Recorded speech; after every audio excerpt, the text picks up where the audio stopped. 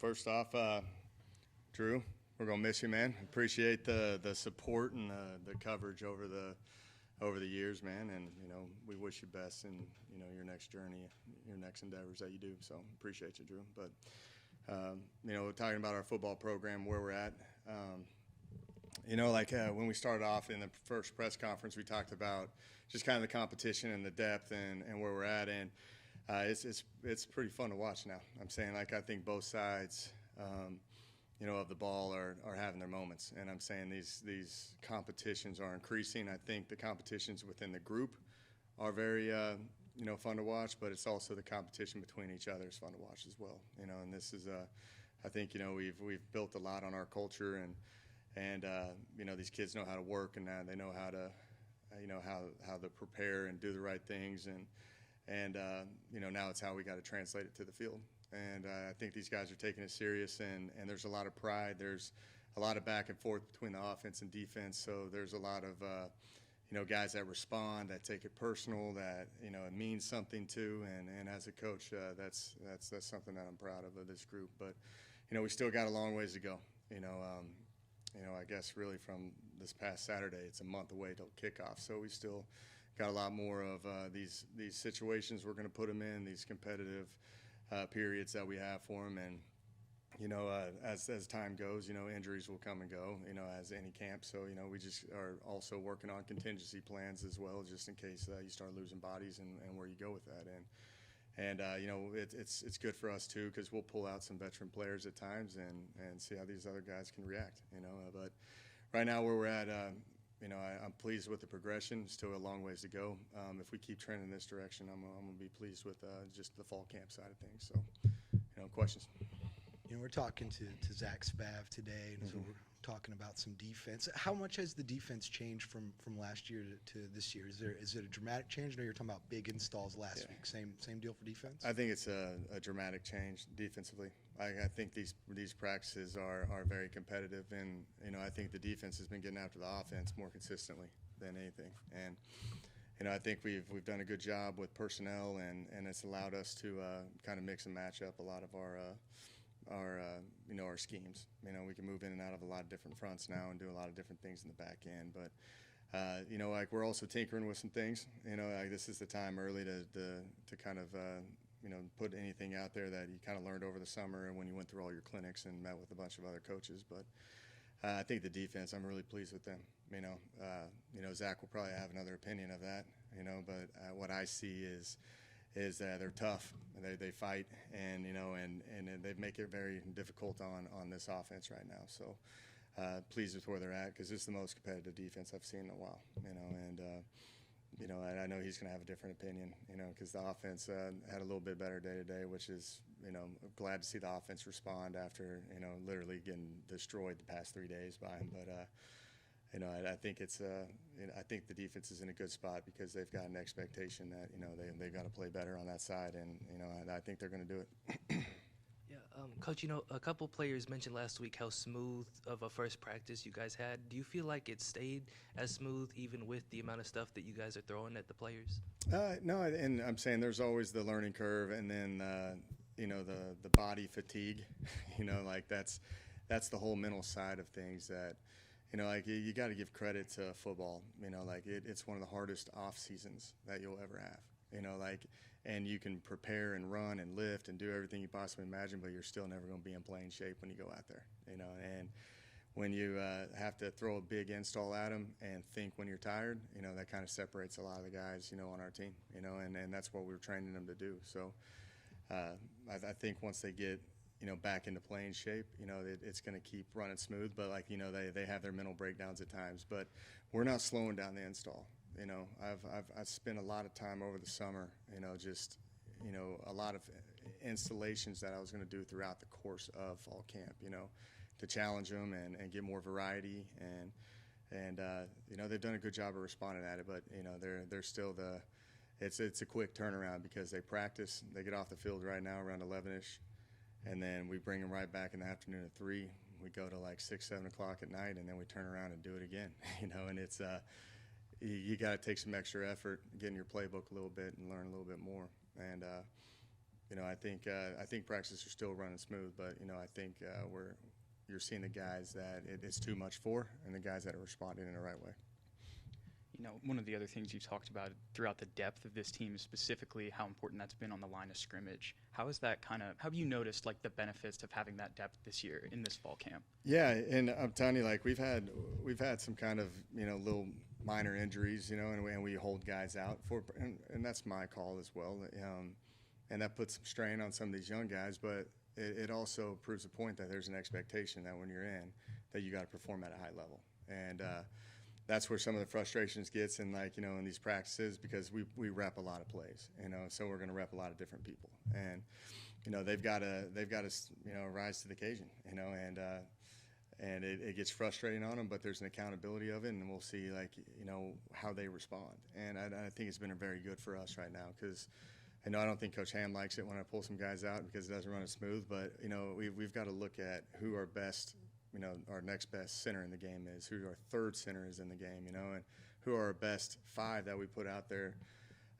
regardless of what positions they play. We need to put the best guys out there that are where it is. So there's a lot of moving parts, a lot of shuffling, and but it's all for the betterment up front. And with having that much depth, it allows it a lot more, interesting to see guys. Because I looked up there and Russell Baker played every single position today.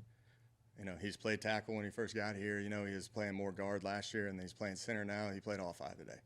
And that kind of shows you what we're doing right now. So, that allows depth as well to help with that. So. From the outside perspective, it seems going into this season, there's a lot of different feelings, a lot of optimism. A couple guys last week were saying that after the first practice, it was the best first practice they've ever had.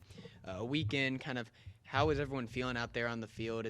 Does it feel like there's a different kind of culture and a different vibe going into this season? And if so, what is credited to that? Yeah, it's a highly competitive. I keep saying that. That's what's different. Because.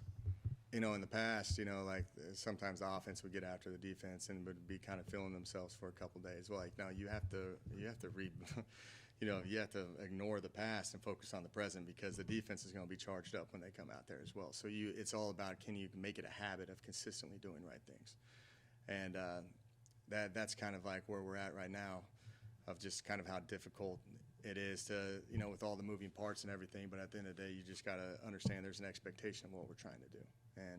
And they have to do it consistently and understand they have not arrived. They haven't done anything here yet, and you can't be feeling yourself like thinking that you're good yet, because we haven't proven that yet. So that's kind of where we're at, and it's kind of that chip on your shoulder. But I like how practice is going back and forth, but these kids, they understand that we've got to make it a habit and consistently do the right things over and over again, because over the past few years, our Achilles heel has been the transition to the field and finding ways to lose games.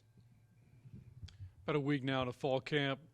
Today, full pads. Was the energy level where it needed to be today, the aggression? What do you make of that? It was full pads. We only went one live period.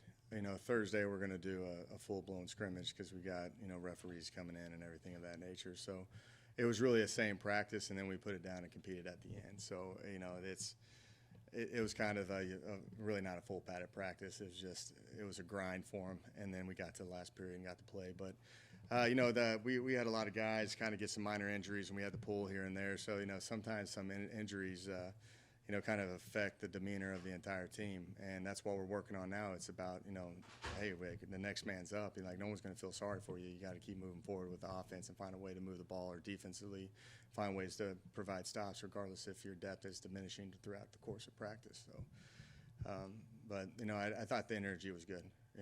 But I expected on Thursday to be even more intense. You mentioned scheme earlier, and you've been trying to do a lot of install. How would you describe the style of offense you want to run this year? Are you tailoring it to the personnel that you have? Are there changes from what you've had in years past? What's the offense going to look like schematically? Yeah, and you're going to see a mixture of a lot. I think a lot has to do with adapting to personnel. I think I've said it to you guys before. I've had the fortune to coach a lot of good quarterbacks. I've called games differently with all those guys. I'm figuring out what these quarterbacks do a good job at. But you look overall. I call it different with the twos than I do with the ones, just strictly based off of, can we protect long enough, or are we going to be run RPO, are we going to be spread, are we going to run more, versions of pass? Are we going to be spread run? Like, what are we trying to do? So when you look at us, like, we have a wide variety of everything. I can get to anything. It's up to us to dictate what is working and to stick to that and how the personnel is playing. So there's been some pretty good conversations in the offensive room, based off of what kids can and can't do. You mentioned that the offense had a better day today than the defense after 3 days of getting beat. What was going right for the offense? What do you think was going wrong in the 3 days prior? There's a lot of things to that. There's scripted practices. I like the defense got after them. They got after the offense, like really all 4 of the first practices, and really, today was, our 6th practice. There was one, like, I don't really count those helmets practices, but like, the defense got after the offense really well, and then finally they responded, and I think it's just like, the increase of talent on defense. I think that, like, today, Zach was trying a lot of different kind of, pressures that we've never seen, and just trying to see, like, if we can do it in certain looks, and he added a lot into the install. So initially they're going to have a little bit of hesitation with that. I ended up having to base it up just so I could try to get more success today a little bit, like when we started going into live periods. Like, to kind of get where I'm at on that, it's kind of an interesting kind of dynamic where Zach's trying to challenge the defense even more because they've been having success, and then I'm trying to find things that work for the offense, and then I know it's going to go back a different direction. That's just kind of how these fall camps go, and like just the give and take, and what I care about the most is if these kids actually play hard and they have fight in them, and they're going to play till the whistle and all that, and there's no quit in them. The other stuff we can fix as we go, and for the most part, both sides of the ball are getting after each other pretty well, but like from a success standpoint, the defense is having the best from execution. It's like a chess match between brothers out there, right? Yeah, he's been getting after me. We've had a lot of long nights right now, and just trying to find what we can and can't do. On the defensive line, a lot of new guys. Who are some of the names that are sticking out to you there? A lot of transfers coming in, and we saw some pictures of Myron Warren. Yeah, defensive line. Yeah, the Bell brothers, I think, are good. Nelson Mabanasaur, Myron Warren is doing a really good job. Kwan Robinson, you see running around a lot in there as well. I think we've hit on a lot of guys that could provide depth, because you have Nico, you have Jordan Revels.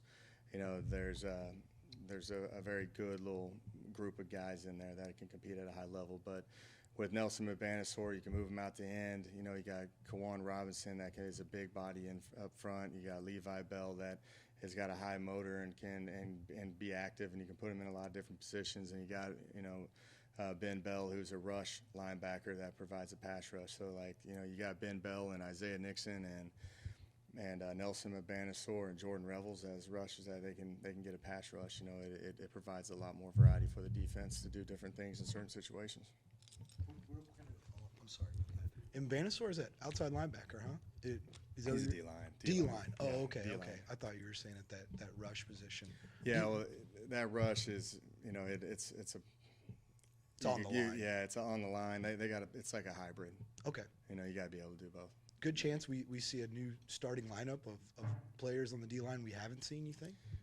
No, well, that's still, yet to be seen, but like Jordan Revels you're going to see out there as you always have. But, I think these new additions have elevated the play of other guys. Like Nico is playing at a high level now, and like an extreme high level. He has been playing at a high level, but he's elevating his play even more because, we're bringing in guys that want it as well. So I think they're going to be, fun conversations to have, because these guys are playing pretty hard and they're providing depth, but like they're all going to end up playing, because that's the nature of the game right now. You got to have depth, and you got to be able to rotate and keep guys fresh, especially if you want to have a good pass rush.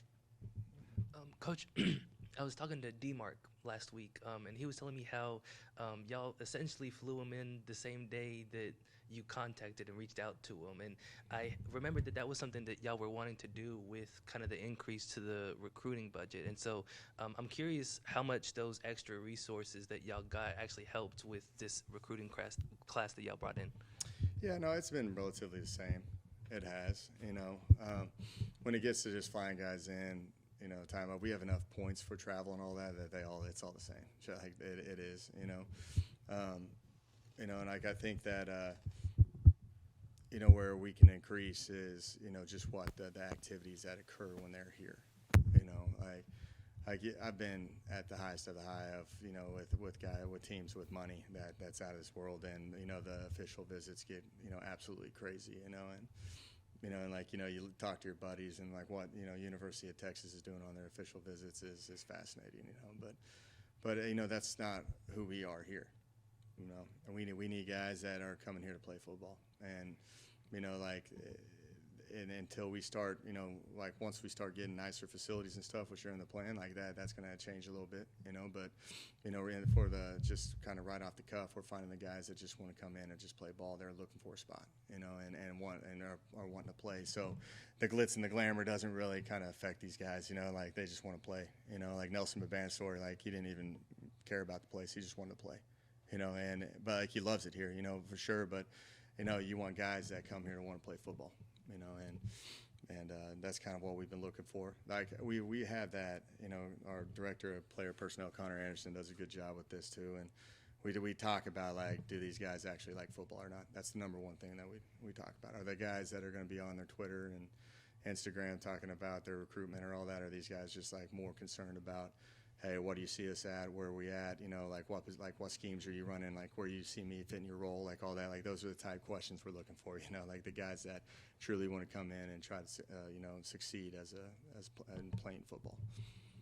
You mentioned that you're still kind of learning about some of the things that your quarterbacks do well. What are some things that you've kind of learned about those guys, CJ, Ty, Lane, throughout this first week and a half? Yeah, CJ's growing on me, man. I think CJ's doing really good. Like I think he's got a strong arm, but like CJ's got an extremely quick release, you know. So like he can get out of bad situations pretty good, you know. Cares about it. He works hard. He's up here nonstop. For a young quarterback that, you know, has been in this system not a very long time, he's grasped it pretty well. Especially how the installs are pretty crazy. That I'm saying. I've never had a quarterback, you know, I put this much on him at an early time because I'm moving forward, because Ty and Lane have had a lot of reps, you know, and you know, CJ, I'm telling you, he's right in the mix on all this. I think CJ's a really good player, you know, and has really turned a lot of heads around here. The guys love him. He has a great work ethic, and he's got a great future ahead of him. He does. We hit on that one, you know, and that was kind of one of the deals. Like, you know, when you go back to recruiting, he just wanted to play football, you know, like, and that's same thing with Lane.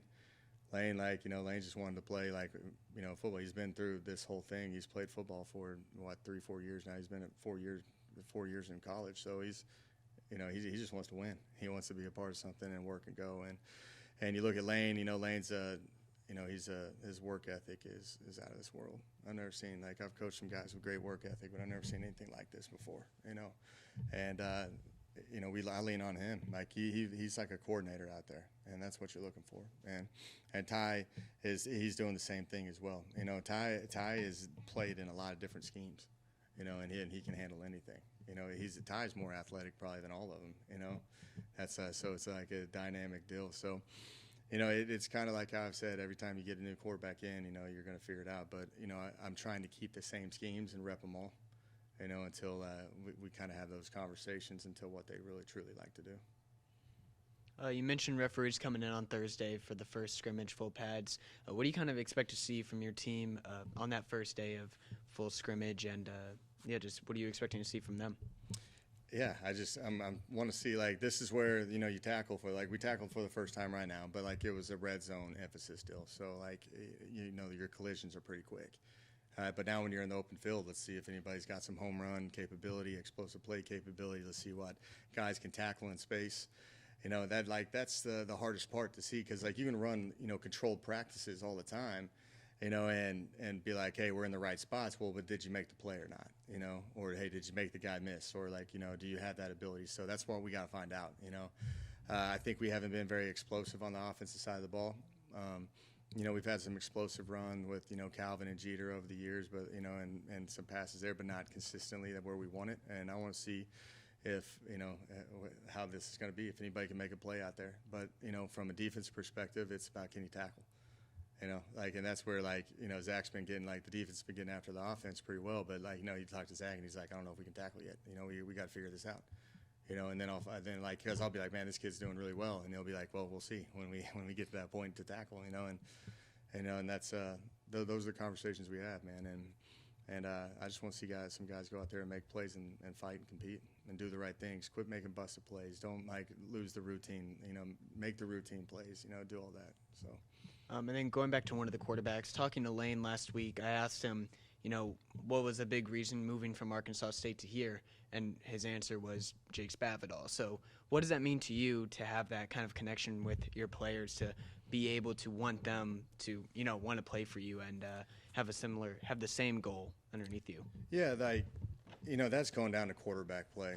The reason why I got the head coaching job here is I've coached some tremendous quarterbacks. I've coached 10 NFL quarterbacks, and I think there's 6 of them still active right now. And I learned quarterback play from Cliff Kingsbury, and he's the one that shows how you have to dive into your players. You have to have a personal relationship with them. You can't just sit there and coach them like robots. It's the hardest thing to do in sports. I'll argue with anybody on that. Playing quarterback is the hardest thing because you've got bullets thrown at you. You're getting people are trying to take your head off. You're still trying to go through progression. You're figuring out your base game plan could not work. You got to change it. You got to do different things. Maybe the receiver doesn't come to play. Maybe it's just a constant chess match. And I'm telling you, this kid's work ethic, man, he makes me better. Because I grind pretty hard, but I'm with him around. Sometimes I just want him to go home so I can go see my wife and kids and all that stuff. So, but it's worth it. If a kid wants to be successful and if he wants to put the work in, then I want to be up here with him working. And that's what he brings to the table. And I just think the track record of me with the quarterbacks in the past is why he came here. And I think we're fortunate to have a kid like that around here because everybody in this program respects him and they understand that he's working to try to change this place as well. Earlier, you were talking about establishing some playmakers on the offensive side of the football, and you mentioned names that we've known from years past: Jamil Jeter, Calvin Hill at receiver, Javen Banks, Marceau Barbie. Watching today, it looked like Julian Ortega-Jones was making several plays, especially in some of those red zone drills. I seem to recall he had a deep ball catch as well from Hatcher.